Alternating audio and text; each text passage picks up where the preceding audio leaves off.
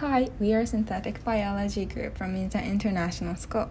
Today, we will give a presentation on the topic of artificially creating microorganisms that decompose polyethylene terephthorate, known as PET. To start with, I will start with the concept of our research. These days, there are various environmental issues, and plastic waste are one of them. PET, which is the main factor of this issue, is widely used in various fields because of its excellent durability and plasticity. However, due to its stable structure, it is very difficult to decompose in nature. To address this issue, our group is aiming to artificially create microorganisms that decomposes PET.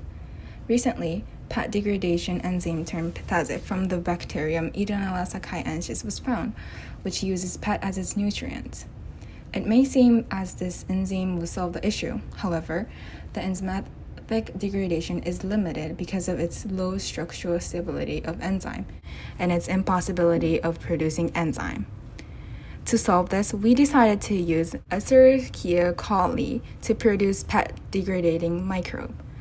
Using E. coli, we aim to release the active PET hydrolase from the recombinant E. coli. This requires a signal peptide sequence to allow the PET degrading enzyme to pass through the inner membrane. Also, it has been reported that exogenous surfactants helps release the expressed enzyme of the cells. So we decided to consider the experiments in these methods. In the experiment, we attempt to express the codon-optimized TFCOT2 gene intracellular, adding signal peptide sequence, and adding surfactant to release it to the extracellular. Then we put PET films into the culture media and we monitor the change of the mass. However, this experiment did not show any change in the mass of the PET film. So we hypothesized 2 points. First, PET degrading enzyme wasn't released. Second, enzyme doesn't have PET catalytic activity. Therefore, we examined the reaction of the PET degrading enzyme with the purified enzyme. The chart shows the conditions of the enzyme reaction. The most suitable condition to have the reaction is sharp 3 when using phosphate buffer and cationic surfactant in 65 Celsius degrees. The change of the mass of the PET film in the enzymatic assay was not detected in the experiment neither.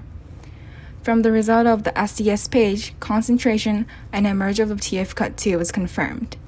In addition, we observed PET hydrolysis by thin layer chromatography, TLC, with purified enzyme. The spot appeared with UV absorption. PET degrading enzyme decomposed PET into MAT, therefore we detected substance MAT. Furthermore, to confirm the polyester activity of secreted TFCOT2, we used a liquid of recombinant E. coli culture for a polycaprolactin pre-cleaning assay.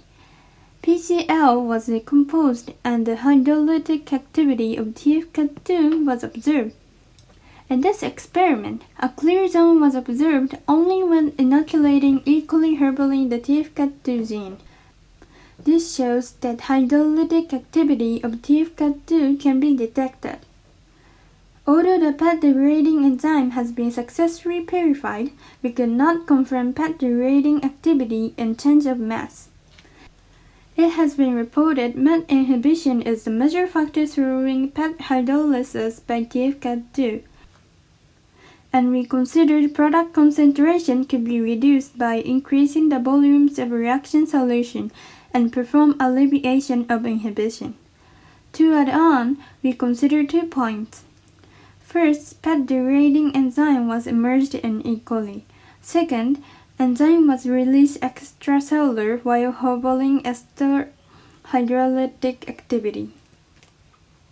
According to the research, MET degrading enzyme is necessary to degrade PET into 2 environmentally bound monomers, terephthoric acid and ethylene glycol. In the future, if the PET degradation is observed and mass changes, we will create E. coli that harboring the MET degrading enzyme gene. Moreover, exchanging specific amino acid residues of TFCOT2 with those present in L-cyclinase (LCC) has been shown to reduce the interaction with the inhibitor and to increase catalytic activity. Therefore, we will create these mutants.